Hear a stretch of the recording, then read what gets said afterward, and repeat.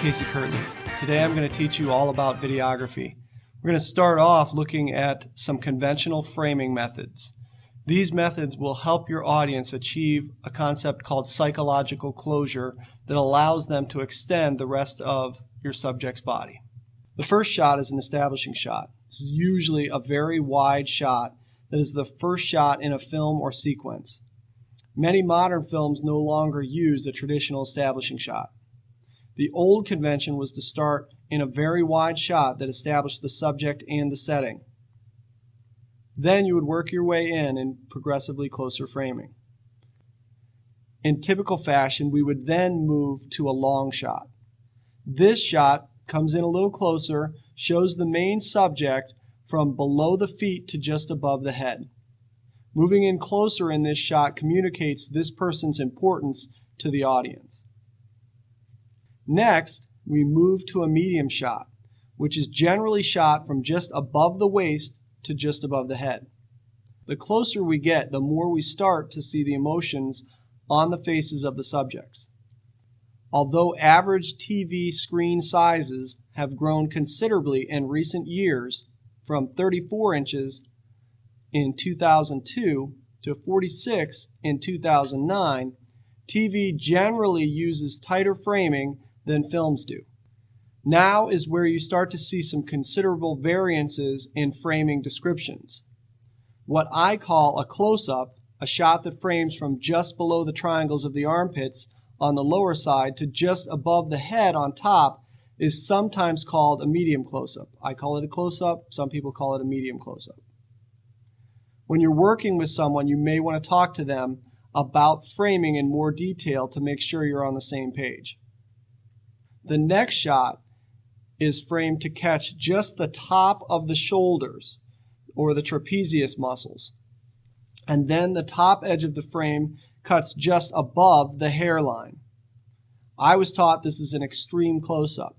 When I was going to school, we were never to cut above the shoulders. Cutting on the neck is awkward for the audience. The medium shot, close-up, and extreme close-up were supposed to help the audience achieve something called psychological closure. The idea is that it's very easy for the mind to extend an image psychologically of the rest of the body when we cut just above a joint. In these cases, the waist, the elbows, and the shoulders. When we cut below a joint, the mind supposedly does not psychologically extend the rest of the body of the subject.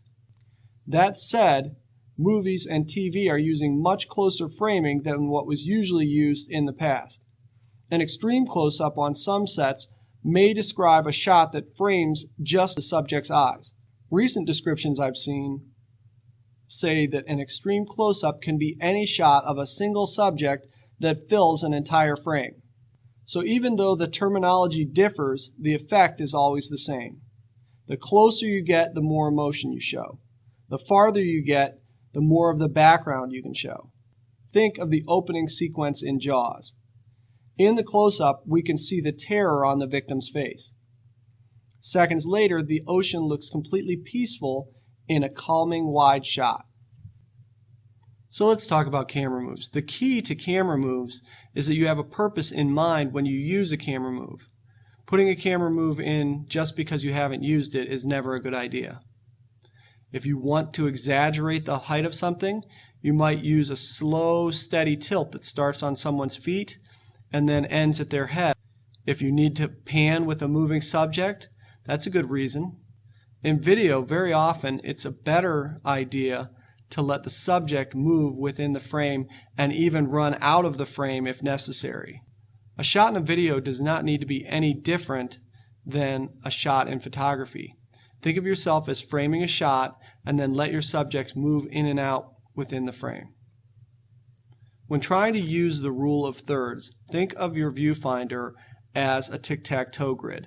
Try to line up the important elements of your shot on one or more of the intersections of this tic-tac-toe grid. The rule of thirds is also very useful in a concept called nose room, look room, and with moving subjects, it's called lead room.